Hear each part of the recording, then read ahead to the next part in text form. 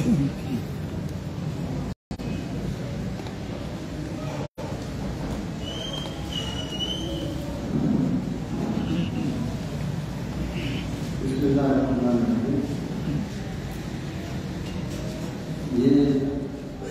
ایک سوال ہے کہ کیا یہ کہنا درست ہے کہ حضرت علی مرتضیٰ رضی اللہ تعالیٰ عنہ وہ انبیاء کے مولا ہیں؟ دیکھیں، اس میں کوئی شک نہیں کہ رسول کریم صلی اللہ تعالیٰ علیہ وسلم نے فرمایا من کنت مولاہ فہذا علی المولا، یا فعلی المولا، جس کا میں مولا ہوں علی اس کا مولا ہے۔ لیکن یہ کہنا کہ حضرت علی مرتضیٰ رضی اللہ تعالیٰ عنہ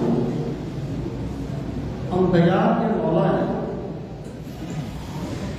یہ کوئی درست طریقہ نہیں ہے۔ یہاں پر میں ایک بات یاد کروں کہ جس موقع پہ رسول کریم صلی اللہ تعالیٰ علیہ وسلم نے یہ فرمایا تھا، وہاں کوئی معاملہ یہ نہیں تھا کہ آپ کا جانشین کون ہوگا یا آپ کے بعد خلافت کس کو ملے گی۔ ہوا یہ تھا کہ کسی نے حضرت علی مرتضیٰ رضی اللہ تعالیٰ عنہ کے بارے میں ایسی بات کہی تھی جو مناسب نہیں تھی، جو عظمت علی کے مطابق نہیں تھی۔ اس وقت رسول کریم علیہ السلام نے فرمایا من کنت مولاہ فہذا علی المولا، اس کا میں مولا ہوں علی اس کا مولا ہے۔ مراد یہ ہے کہ حضرت علی کے بارے میں ان کی عظمت کے منافی کوئی بات نہ کرو۔ جو مجھ سے محبت کرتا ہے اسے چاہیے کہ علی سے بھی محبت کرے۔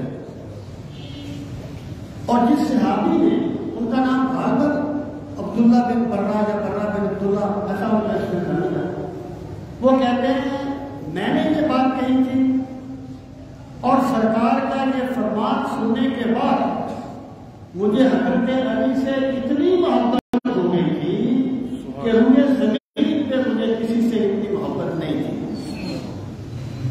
تو یہاں پر یہ جو مولا کا لفظ ہے نا، یہ عربی زبان میں کم و بیش 18-20 معنوں میں استعمال ہوتا ہے۔ کبھی یہ ہاتھوں کے معنی میں بھی آ جاتا ہے، کبھی یہ محب کے معنی میں آتا ہے، کبھی محبوب کے معنی میں آتا ہے۔ دیکھیں، فَإِنَّ اللَّهَ هُوَ مَوْلَاهُ وَجِبْرِيلُ وَصَالِحُ الْمُؤْمِنِينَ کہ اللہ تعالیٰ نبی کا مولا ہے، جبریل نبی کے مولا ہے اور صالحین نبی کے مولا ہے۔ تو ایمان والے نبی کے مولا ہے نا، اس معنی میں سرکار سے محبت کرنے والے۔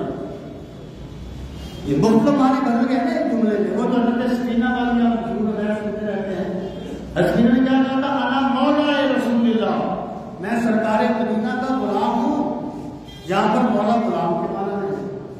تو میں یہ بات عرض کروں کہ اگر یہ کہا جائے کہ حضرت علی رضی اللہ تعالیٰ عنہ انبیاء کے مولا ہیں، صحیح معنی کہ انبیاء کے آقا ہے، جیسے کہ کچھ لوگوں کا نظریہ ہے کہ انبیاء کے حاکم ہیں، تو یہ عقیدہ رکھنا اہل سنت کے نزدیک کفر ہے۔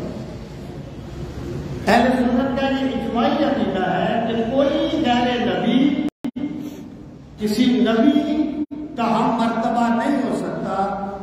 جو بندہ یہ کہے کہ فلاں اہل نبی فلاں نبی سے افضل ہے، وہ کافر ہوگا۔ اگر اس معنی میں کہا جائے پھر تو بالکل کفر ہے۔ اگر اس معنی میں کہا جائے کہ انبیاء کرام جو ہیں وہ حضرت علی سے محبت کرنے والے ہیں، تو مانوی طور پر تو ٹھیک ہے، مانوی طور پر تو ٹھیک ہے، لیکن اس میں بھی دو خرابیاں ہیں۔ پہلی خرابی یہ ہے کہ انبیاء کرام کے بارے میں ذو معنی لفظ بولا گیا، جیسے اور اللہ تعالیٰ نے تعظیم نبوت کے بعد میں ذو معنی لفظ بولنے سے منع فرمایا ہے۔ لا تقولوا رائنا وقولوا زو مانا لفظ بولنے سے منع فرمایا ہے. یہ لفظ زو مانا ہے اس لیے اس کا استعمال نہیں کرنا چاہیے, ایسا نہیں کہنا چاہیے. اور دوسرا اس کا سبب یہ ہے کہ یہ جو جملہ ہے کہ حضرت علی تمام انبیاء کے مولا ہیں, یہ اس کا جو پہلا تاثر بنتا ہے وہ ان لوگوں کی تعریف کرتا ہے جن کے نزدیک حضرت علی کا مقام سرکار کے علاوہ تمام انبیاء سے افضل ہے. یہ ان کی موقف کی گویا کہ اس سے تائید ہوتی ہے, یعنی تاثر کم از کم ضرور ملتا ہے. اس لیے کسی کو بھی یہ زیب نہیں دیتا کہ وہ یہ اسلوب بیان کیا ہے. دیکھیں ہر چیز کی تفصیل میں جانا ضروری نہیں ہوتا. حضرت علی رضی اللہ تعالیٰ عنہ ہر ایمان والے کے مولا ہیں, ہر ایمان والے کے. لیکن اگر آپ اس کی تفصیلات میں چلے جائیں گے تو بڑی خرابیاں پیدا ہوں.